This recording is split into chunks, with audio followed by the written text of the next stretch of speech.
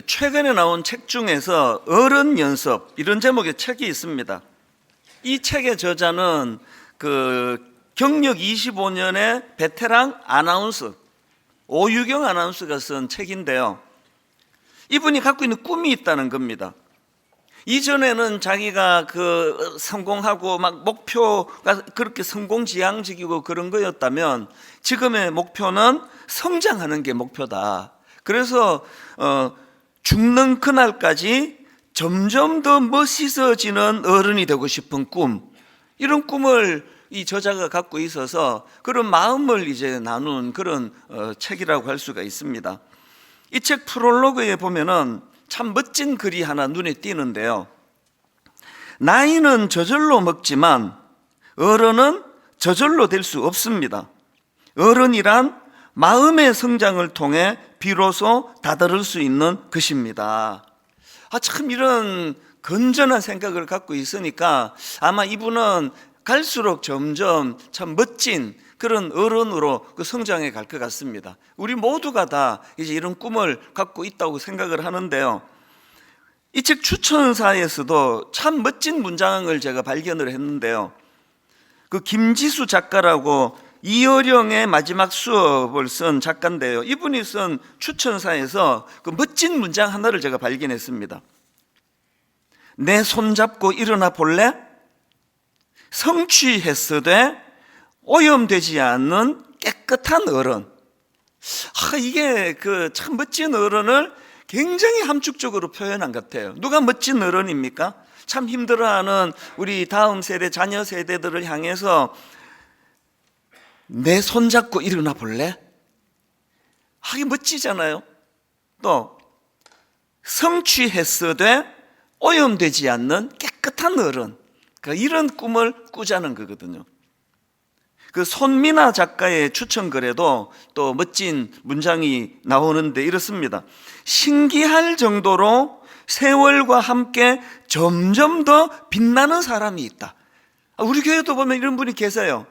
젊을 때는 그렇게 두드러지는 외모도 아니고 그저 평범했는데 참 내면이 주님 닮아가고자 하는 이런 애씀이 있어서 점점 내면이 아름답게 성숙해져 가니까 얼굴이 너무 변하는 겁니다.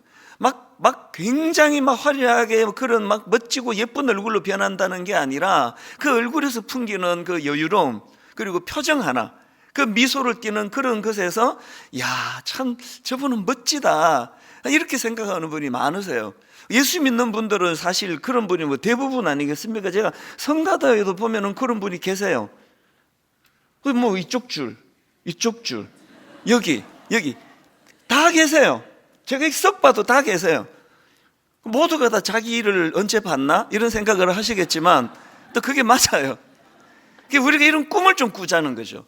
우리 예수 믿는데 좀 멋지게 사는 거 좋잖아요. 제가 지난주 순장 모임에서 제가 이런 이야기를 했습니다.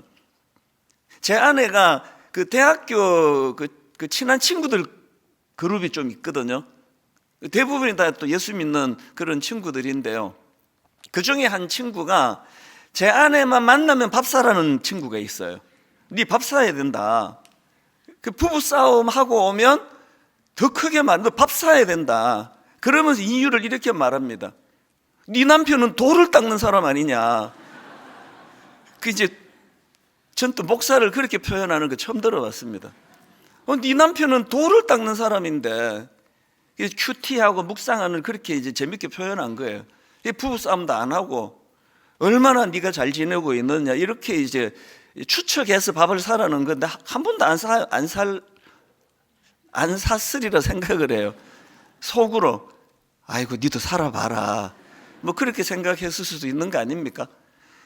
이거 웃기려고 하는 이야기인데요.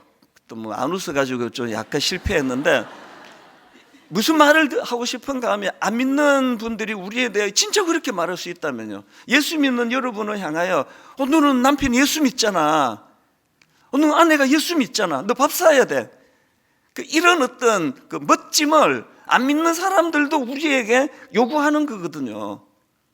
오늘 우리가 예수 믿는 사람이라고 했을 때 막 예수 믿어가지고 뭐 기도라는 게 전부 해주시옵소서, 뭐 출세시켜 주시고 돈 벌게 해주시고 이런 어떤 가시적인 것, 이런 것을 구하는 게 아니라, 이 작가가 아나운서로 엄청 성공한 분이거든요.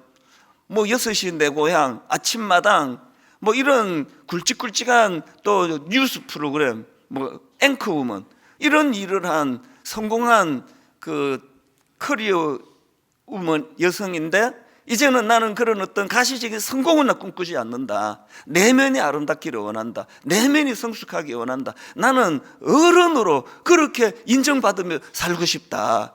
그 이런 꿈을 꾸고 있는 게 저는 너무 보기가 좋은 거거든요. 이 책 표지에 보면은요, 어른이란 삶의 마지막까지 더 나아지려는 사람이다. 저는 여기에 어른을 지우고 크리스천으로 넣고 싶은 거예요. 크리스천이란 삶의 마지막까지 더 나아지려는 사람이다. 여러분 동의되십니까?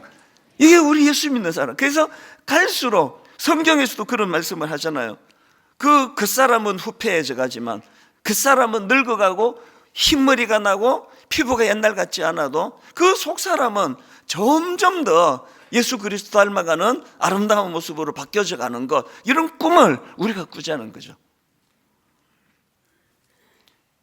사실 그런 의미에서 제 주변이나 또 한 번도 만나본 적이 없지만 제가 책을 통해서나 글을 통해서 보면서 제 마음으로 롤 모델처럼 그렇게 떠올리는 분이 여러 분 계시는데요, 그 중에 한 분이 언젠가 한번 소개해드렸던 이희대 박사라는 분이에요. 이분은 세브란스 병원 의사였는데요, 지금은 돌아가셨지만 이 살아계실 때 유방암 분야에서 그 완전 실력자로 인정받던 분이에요. 1년에 암 환자 수술을 뭐 600명씩 하시던 그런 분인데요, 불행하게도 이 암 전문가에게 암이 찾아온 겁니다.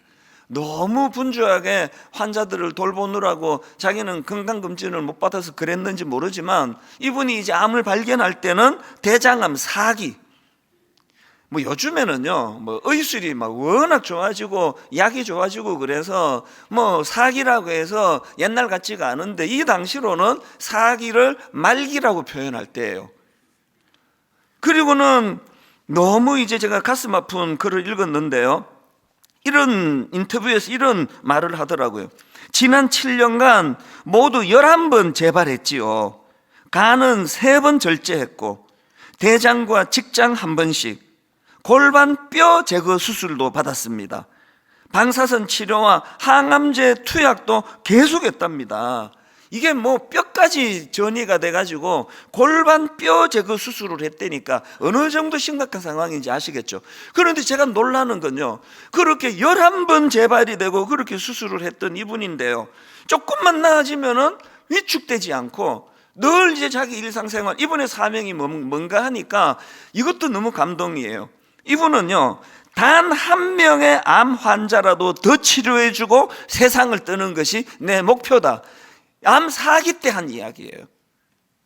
이게 너무 그 모습이 경이롭잖아요.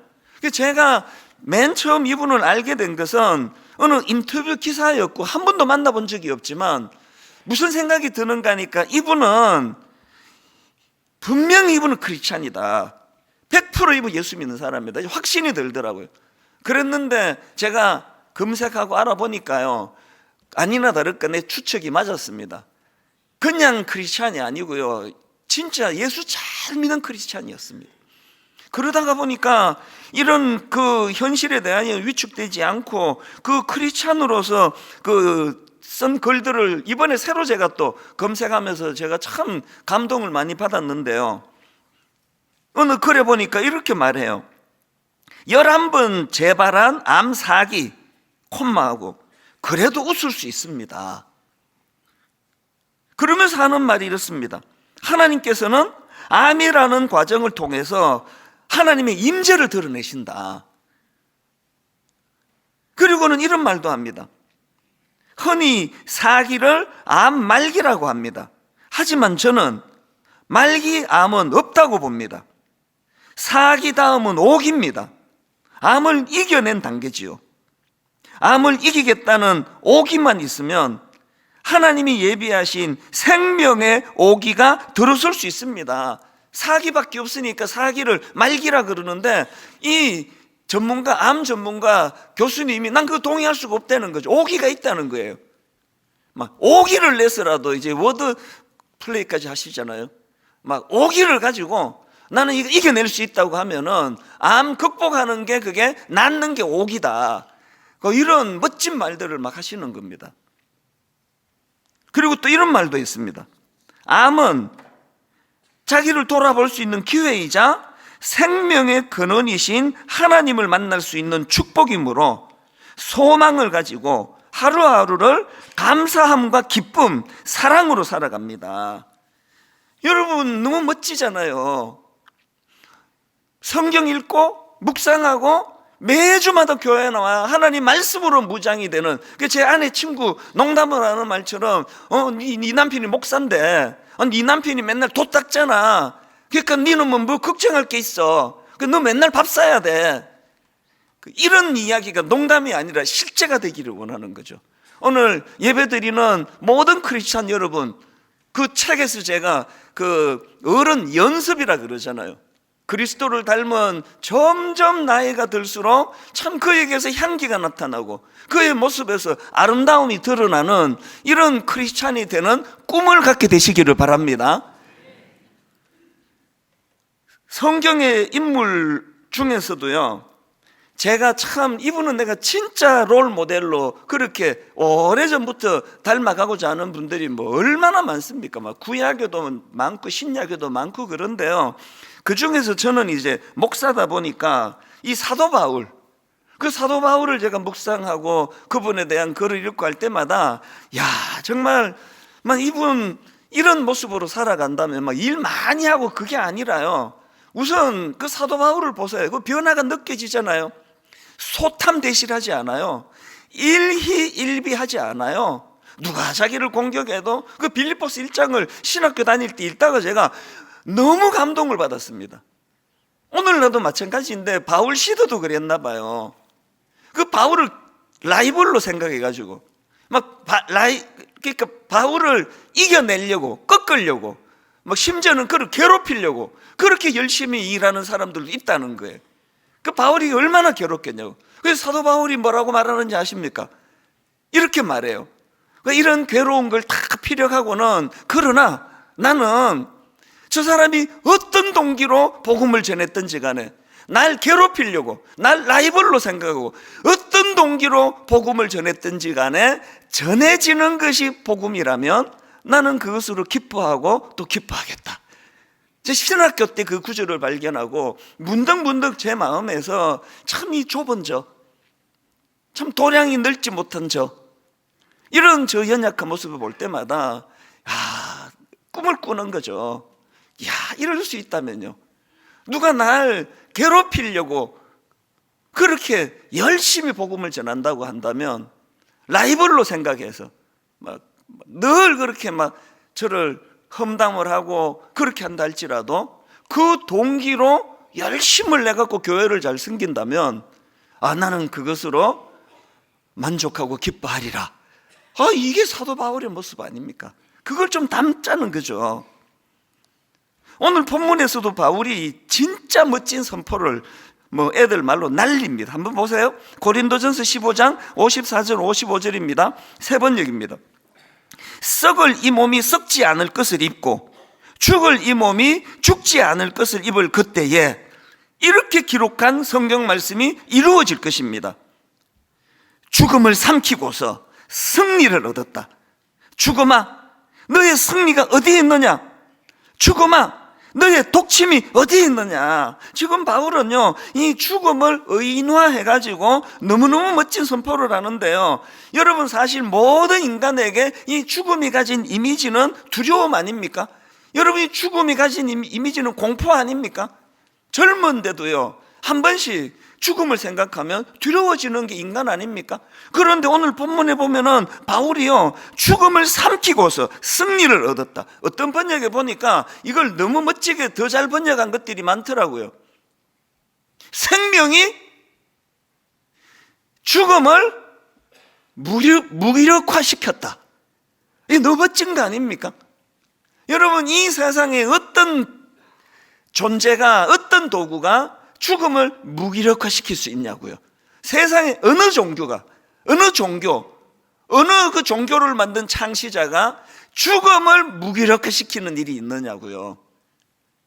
저는 이런 부활주일 고난주간을 거치면서 이 부활주일을 준비하면서 제 마음이 이 사도 바울의 이런 선포를 묵상하는데 막 이렇게 담대해지는 걸 느끼는 거예요. 죽음을 삼키고서 승리를 얻었다. 이야, 이거 벌 생각하면은, 벌에게 그 꽁지에 붙어 있는 독침만 제거하면은 그 벌이 뭔 재주로 우리를 공격합니까? 똑같은 이치로, 죽음아, 너의 독침이 어디에 있느냐? 생명이 그 독침을 제거해 버린 거예요. 그 중요한 건, 그 바울은 이런 담대함이 그 어디서 나온 거냐는 거예요. 죽음으로부터 뭐 두려움이 없어지니까, 죽음의 공포와 독침이 제거되고 나니까 언제든지 자기는 죽어도 그 빌립보서에 또 그런 내용이 나오잖아요. 난 두 사이에 끼었다. 지금 당장 죽어서 주님 앞에 가는 그게 내게는 유익하지만 할 일이 있어요. 바울이 이렇게 두 사이에 지금 빨리 주님께 가고 싶은 욕구, 그리고 또 이 사역을 위해서 살아남기 위한 욕구, 그 두 사이에 끼어 있는데 바울이 무슨 결정을 합니까? 지금 당장 죽어서 천국 가는 게 나를 위해서는 유익하지만 너희들을 위해서 내가 더 살기로 했다. 그 멋진 거 아닙니까? 사도 바울이 가지고 있는 이런 멋짐은 어디에서 나왔느냐, 이런 질문을 던진다면 저는 빌립보서 3장 10절에서 답이 있다 이렇게 말할 수 있습니다. 이것도 세 번역으로 보십시오. 내가 바라는 것은 그리스도를 알고, 그 다음 보세요, 그분의 부활의 능력을 깨닫고. 여러분, 그리스도를 안다고 부활신앙으로 무장이 저절로 되는 건 아닙니다. 현실을 보세요. 나 분명히 예수 믿는데 죽음의 공포로부터 자유하지 못하는 경우는 훨씬 많습니다. 그런데 지금 바울이 이걸 두 개를 구분하잖아요. 내가 바라는 것은 그리스도를 알고, 그분의 부활의 능력을 깨닫고, 그분의 고난에 동참하여 그분의 죽으심을 본받는 것입니다. 도대체 죽음을 두려워하지 않아요. 그 죽음의 독침을 제거하고 나니까. 그러고 보면은 오늘 본문 57절의 고백도 여상하지 않습니다. 세 번역입니다. 그러나 우리 주 예수 그리스도를 통하여 우리에게 승리를 주시는 하나님께 우리는 감사를 드립니다. 여기 승리는요, 나 승진했어, 취직했어, 내가 이 땅에서 원하는 거 얻었어, 나 괴롭히는 저것을 내가 납작코를 만들었어, 이런 게 아니에요. 여기서 말하는 승리는요, 죽음의 권세를 극복한 걸 표현한 거예요. 여러분, 우리가 알아야 되는 게 뭐냐, 우리가 살아있을 동안에도 예수 그리스도를 의지해야 되지만요, 죽는 과정에서도 그리스도를 의지해야 됩니다. 그가 그 죽음의 독침을 어떻게 빼냈냐고 57절에서 말하잖아요. 그러나 우리 주 예수 그리스도를 통하여예요. 오늘 부활주일 예배를 왜 따로 구분해서 우리가 드립니까? 왜 그분께 우리가 감사헌금을 드립니까? 그분의 부활하심의 능력이, 그 부활하신 죽음의 권세를 이기신 예수 그리스도로 말미암아 내게 도래한 사망의 독침도 제거되었다는 것을 믿는 신앙, 이게 부활신앙입니다. 이런 부활신앙으로 장착한 사람은 다 멋져요. 죽음에 대한 공포가 없는데 얼마나 아름다워지겠냐고요. 그 부활신앙으로 장착한 이후에 너무나 놀랍게 변한, 또 매력적으로 변한 인물들이 성경에 많은데 그 대표적인 인물들이 예수님의 제자들이에요. 그 완전 오합지졸 아니었습니까? 십자가 지는 과정에서 다 도망갔어요. 그렇게 두려움이 많고 나약하고 참 초라하고 비겁하고 그랬던 예수님의 제자들이 나중에 하나같이 사도행전을 보면은 용사가 되는 거 아닙니까? 그거 아시죠? 다 순교했어요. 다. 뭐 죽음을 두려워하지 않는데, 독침이 제거가 됐는데 막 하고 싶은 일 막 다 하고 산 거 아닙니까? 바울도 마찬가지 아닙니까? 베드로도 마찬가지예요. 베드로는요, 예수님 십자가 지시던 현장에서 뭐 초등학교 1학년도 다 알아요. 3번 부인한 사람 딱 하면 베드로가 떠오르잖아요. 이 베드로, 그 비겁한 사람, 비굴한 사람, 그 큰 소리만 뻥뻥 치지 속이 비어 있는 사람, 이 베드로 아닙니까? 그런데 나중에 베드로가요, 얼마나 담대한 사람이 됐는지 초대교회의 우뚝 선 지도자가 됐거든요. 그가 쓴 베드로 전서 후서를 읽어보면은, 여러분이 베드로 전서는요, 네로 황제 치하에서 믿는 자들에 대한 박해가 극심하던 때 쓰여진 거예요. 그래서 여기 보면은 그런 표현이 나옵니다. 베드로전서 1장 6절에 보니까, 그러므로 너희가 이제 여러 가지 시험으로 말미암아 잠깐 근심하게 되지 않을 수 없으나, 지금 이 극심한 고통을 이렇게 표현한 거거든요. 또 베드로전서 4장 12절입니다. 사랑하는 자들아, 너희를 연단하려고 오는 불시험을 이상한 일 당하는 것 같이 이상히 여기지 말고, 이게 지금 고통 중에 있는 성도들을 위해서 쓴 편지라는 걸 금방 알 수 있는 거거든요. 이렇게 지금 고난에 빠져 있는 초대교회 성도들을 향한 베드로의 담대한 권면을 한번 보십시오. 베드로전서 4장 12절 13절입니다. 사랑하는 여러분, 여러분을 시험하려고 시련의 불길이 여러분 가운데 일어나더라도 무슨 이상한 일이나 생긴 것처럼 놀라지 마십시오. 그만큼 여러분은 그리스도의 고난에 동참하는 것이니 기뻐하십시오. 그러면 그의 영광이 나타날 때에 여러분은 또한 기뻐하며 즐거워하게 될 것입니다. 지금 여러분, 네로 황제의 극심한 박해의 1차적인 타겟이 자기 자신이에요. 베드로가 그 전설에 십자가에 거꾸로 매달려 순교했다는 그런 말이 기록이 있지 않습니까?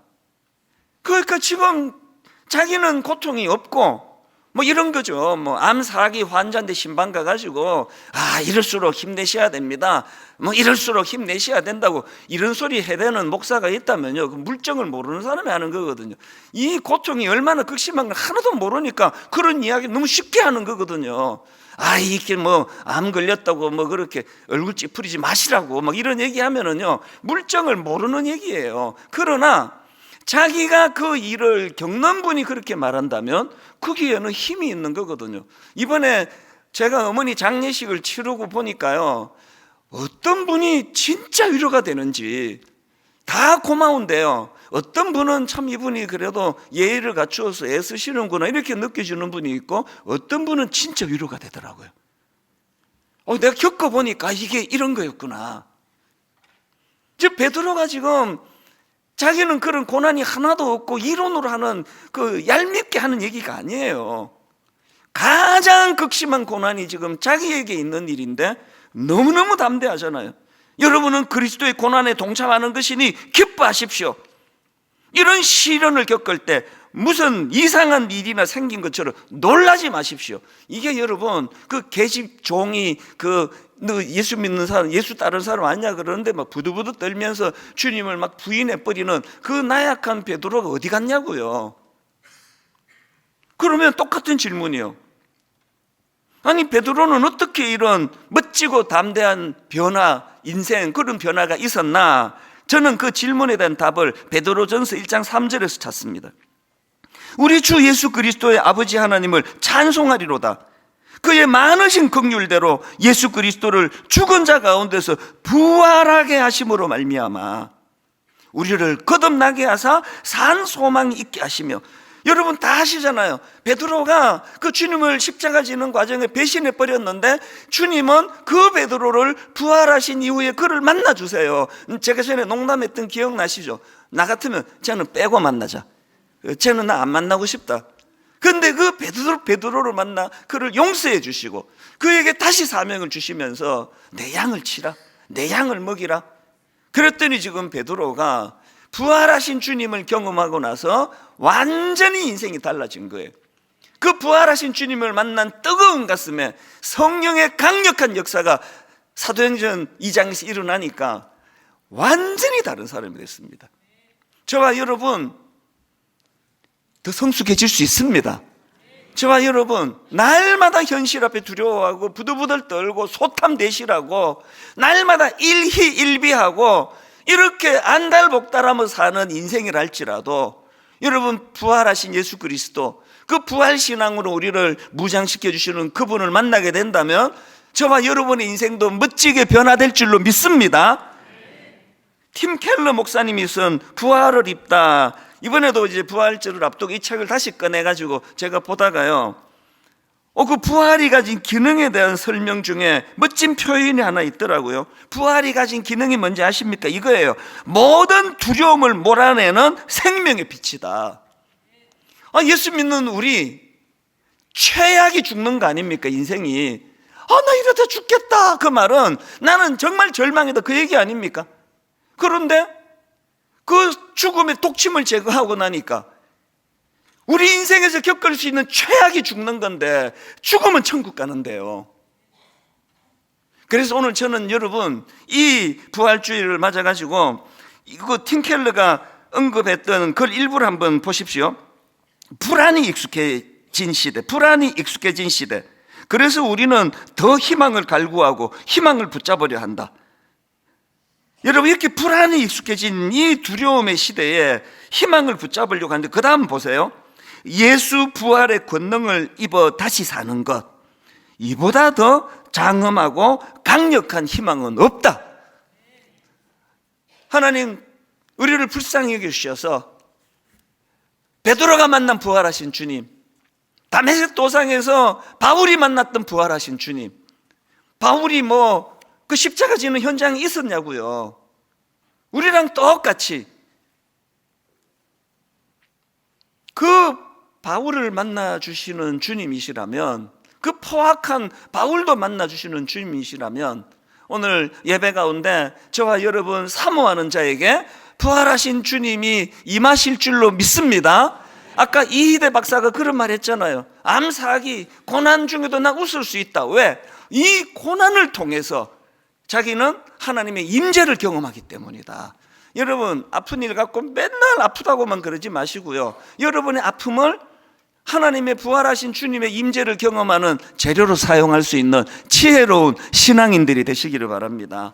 그래서 오늘 저는 두 가지로요, 이 부활신앙과 관련한 적용을 한 두 가지로 나누어 보고 싶은데, 첫 번째, 여러분 부활신앙의 영향력을 누리셔야 돼요. 부활신앙이 있다면 그건 죽을 때 나 이제 죽을 때 편안하게 죽겠구나가 아니라 이 부활신앙으로 장착한 사람들이 이 땅에서 오늘 현재 삶 속에서 그 부활신앙의 영향력을 누릴 수 있다는 겁니다. 고린도후서 4장 16절에 그러므로 우리가 낙심하지 아니하노니 우리의 겉사람은 낡아지나 우리의 속사람은 날로 새로워지도다. 이 부활신앙으로 장착한 사람만이 알아들을 수 있는 말씀이에요. 이게 57절도 다시 보십시오. 우리 주 예수 그리스도로 말미암아 우리에게 승리를 주시는 하나님께 감사하노니.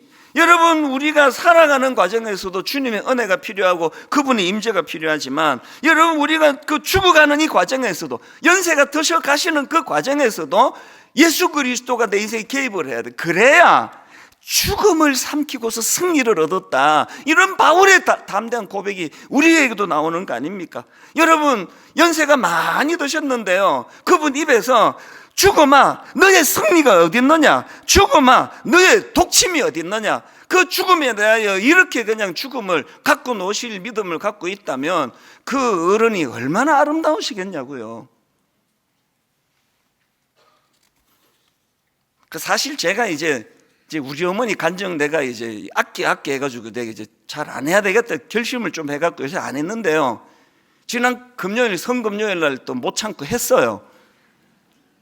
이게 그리스도의 고난과 부활의 어머니 간증을 빼면은 이게 설교가 이게 메시지가 안 나오는 거예요. 그래서 이제 막 여러분이 식상할까봐 이제 제가 또 정말 안 할 거예요. 그러나 이제 오늘은 또 해야 돼요. 이 부활절이기 때문에. 제가 지난 성금요일 날 어머니에 대해서 제가 상처가 좀 많다 그랬잖아요. 왜? 어릴 때부터 싸우고 오면은 온 동네 사람들이 다 자기 아들 편 드는데 우리 어머니는 진짜 이상한 분이에요. 들어보지도 않고 네가 사과해라. 아니 뭐 어떤 일이 벌어지는지 알고 이렇게 얘기를 하시느냐고. 그러면 일단 네가 사과해라.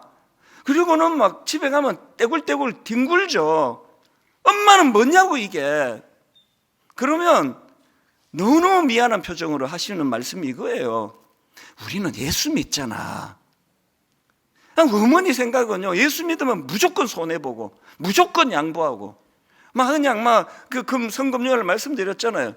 그때 또 뭐 돌아가실 것 같으니까 갑자기 저한테 전화 와가지고 그 며느리한테 내 너무 사과할 게 없는지 그 좀 물어봐 주라. 또 숫기가 없으셔가지고 직접 묻지도 못하시고. 그 며느리가 제 아내잖아요. 우리 시어머니 그런 적 없다고 맨날 얘기하는데, 우리 시어머니는 진짜 점잖은 분이라 가지고 단 한 번도 그렇게 무례하게 한 적이 없다는데, 이게 뭐 이 하늘에 나 불러가시려나 그러면 막 생각하는 거예요. 내가 또 그 잘못한 사람이 없나? 막 자꾸 미안하다 그러고. 그게 저는 싫죠.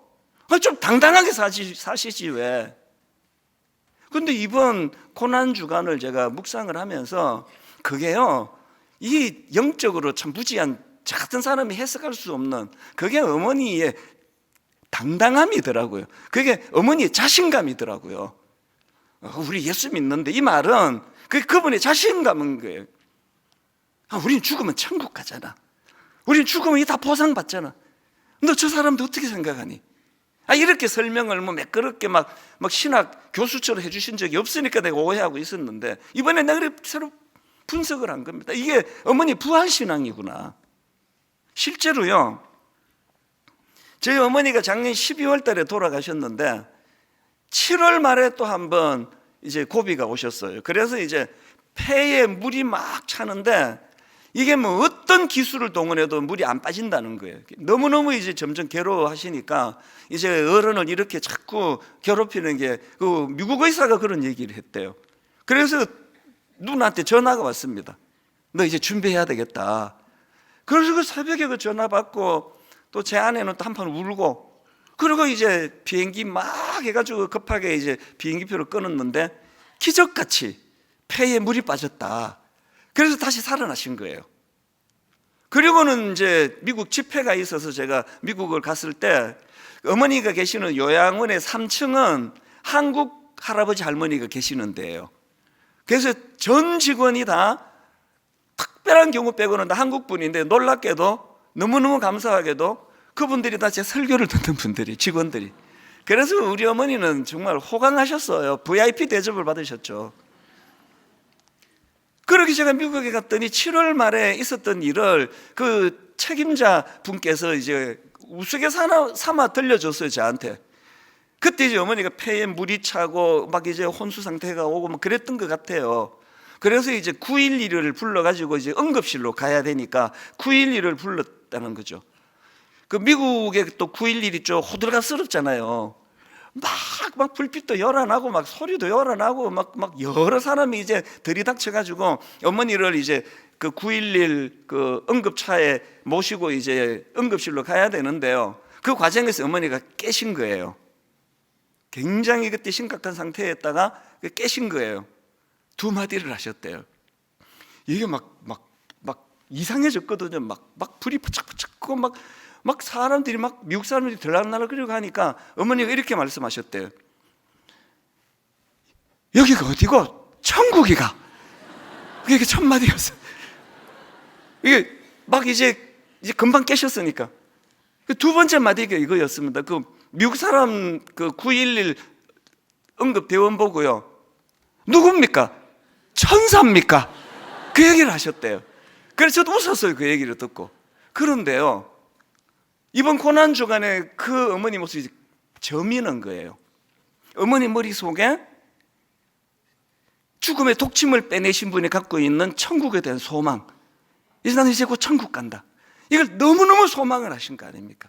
그 상황이 오니까 너무 막 그 기쁜 표정을 지으면서 여기가 천국인가? 천사입니까? 그리고요, 저희 어머니가 너무너무 소원하셨던 오랜 기도 제목, 주무시다가 그렇게 주님 앞으로 가는 그 일을 하나님 허락하셨거든요. 어머니 돌아가시기 하루 전날에요. 참 저희 누나 셋이 참 효녀예요. 그 번갈아 가면서 매일매일 이제 어머니 찾아뵙고 또 드실 거 준비하고 또 이런 또 갈아입을 여러 가지 것들을 준비하고 그렇게 이제 방문을 하시는데 돌아가시기 하루 전날이에요. 제 바로 위에 누나가 이제 어머니를 찾아뵀어요. 어머니는 또 좀 뭐라 그러나요? 체면이 많으셔서 가면 바로 가라 그래요. 여기 있으면 많이 가라. 저도 방문해 갖고 3일 연속으로 가는데 막 야단을 치시는데 목회를 엉터리를 하지. 오지 말고 가라고. 그거 우리 어머니예요. 그런데 돌아가시기 하루 전날요, 저희 누나 보고 가지 말라는 거예요. 야, 이게 모르겠습니다. 영적으로 그거를 아셔서 그런지 그냥 그러신지 몰라도 자꾸 가지 말라는 거예요. 너 가지 마라. 그래서 오후까지 있었대요. 그럼 할 말도 없고 그러니까 저희 누나가 이제 이런저런 이야기하면서 그 질문을 했대요. 엄마 지금 누가 제일 보고 싶으세요? 이제 추측할 수 있잖아요. 한국에 있는 그 막내 아들 목회하는 그 이목사 보고 싶으세요? 큰아들이 보고 싶으세요? 손자 중에 누가 보고 싶으세요? 그 질문을 했겠죠. 그랬더니 어머니가요 이렇게 말씀하시더래요. 돌아가시기 하루 전날입니다. 나는 예수님이 보고 싶다. 그리고요, 큰아들이 보고 싶습니까? 막내 아들이 보고 싶습니까? 그 질문에 보면 뭐하노? 그게 그 하찮다는 뜻이 아니고요, 그 인간적인 거 잠깐 보고 또 가면은 그만인데 이 이야기를 하신 거예요. 그 보면 뭐하노? 그리고 그 다음 새벽에 돌아가셨어요. 우리 어머니가요 사실 외모적으로는 키도 조그만 하시고 이렇게 하면 이해가 확 될 거예요. 제가 어머니 제일 많이 닮았습니다. 농담으로 내가 우리 아버지는 그 상대방 인격만 보고 외모를 안 보셔가지고 내가 좀 그렇다고 이렇게 놀리고 그런 이야기를 했는데요, 저한테 꿈이 생겼어요. 죽음의 독침을 제거한 어머니처럼 나도 저렇게 죽으면 좋겠다. 우리 아이들이 얼마나 자기 아버지가 목사인데 저의 마지막을 멋지게 보겠냐고요. 제 머릿속에 어머니는 너무 멋져요. 너무 아름다워요. 안달복달하지 않았거든요. 그래서 고난주간에 성금요일을 고백했던, 어릴 때 상처를 많이 받았는데 맨날 네가 잘못했다 그러니까 그게 요즘 제 마음에 보석이 됐습니다. 상처가요, 영어로 스카 아닙니까? 상처가 십자가를 통과하니까 스타가 되더라고요. 다니엘서에 주님 앞으로 인도하는 그 사람이 스타래요. 두 번째로 간단하게 말씀드리고 말씀을 마무리할까 하는데요, 부활신앙과 관련한 두 번째 적용이 뭐냐? 부활신앙으로 다시 꿈꾸자는 거예요. 우리 다시 꿈꾸자는 거예요. 부활신앙으로 안착하고 다시 꿈꾸자는 겁니다. 58절을 다시 보십시오. 그러므로, 여기 나오는 그러므로는요, 고린도전서 15장이 부활에 대한 설명으로 꽉 찬 성경이거든요. 다 설명하고 바울이 그러므로 내 사랑하는 형제들아 견실하며 흔들리지 말고 항상 주의 일에 더욱 힘쓰는 자들이 되라. 이는 너희 수고가 주 안에서 헛되지 않은 줄 알미라. 이 말씀이 맨 마지막에 나오거든요. 아시겠죠? 부활신앙으로 장착해야 되는 이유를 설명하고, 그러므로 부활신앙으로 네가 장착했다면 이제는 흔들리지 말고 항상 주의 일에 힘쓰고, 더 나이가 들어간다 할지라도 주를 위해서 열심히 살아야 된다. 왠지 아느냐? 너희 수고가 주 안에서 헛되지 않기 때문이라.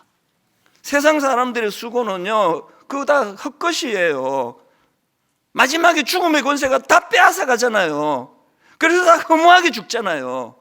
사망의 권세가 이 땅에서 했던 그 모든 열정 열망을 다 빼앗아가 버리잖아요. 그게 죽음의 권세인데, 죽음의 독침을 제거한 하나님의 사람들은 이 땅에서의 일들이 너무너무 가치 있는 거, 영원한 거기 때문에 더 주의 일에 힘써라.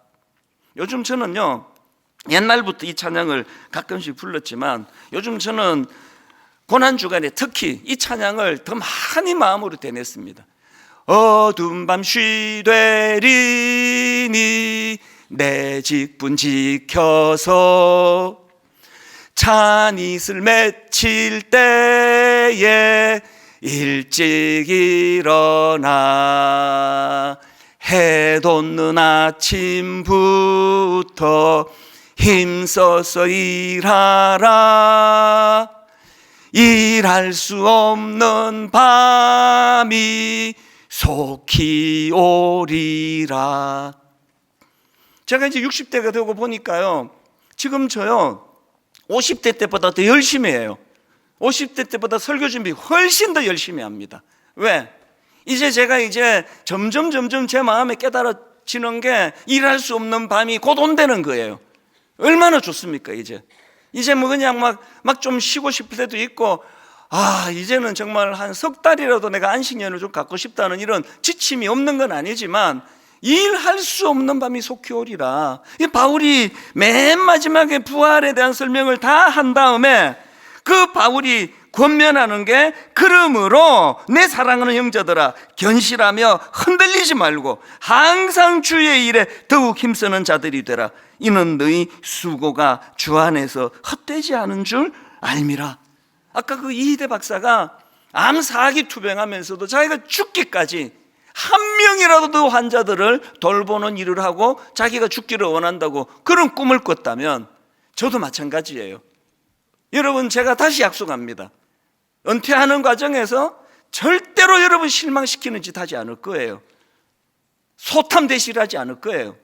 은퇴 이후에도 우리 정말 젊은이들이 실망하는 이런 일 절대 하지 않을 겁니다. 저도 이희대 박사처럼 부족하지만 한 명의 영혼이라도 더 그들에게 복음의 빛을 비추고 복음을 전하고, 그래서 추해지지 않으려고 더 많이 기도하고 몸부림칠 겁니다. 우리 교회의 모든 성도님, 젊은 청년은 젊은이대로, 연세가 들어가시는 분은 연세가 들어가시는 분들대로 이 꿈을 꾸게 되기 원합니다. 우리는 비록 외모는 부모님의 외모를 따라 다 다르게 태어났지만 우리가 추구하는 거 갈수록 아름다워지는 거예요. 갈수록 멋진 거예요.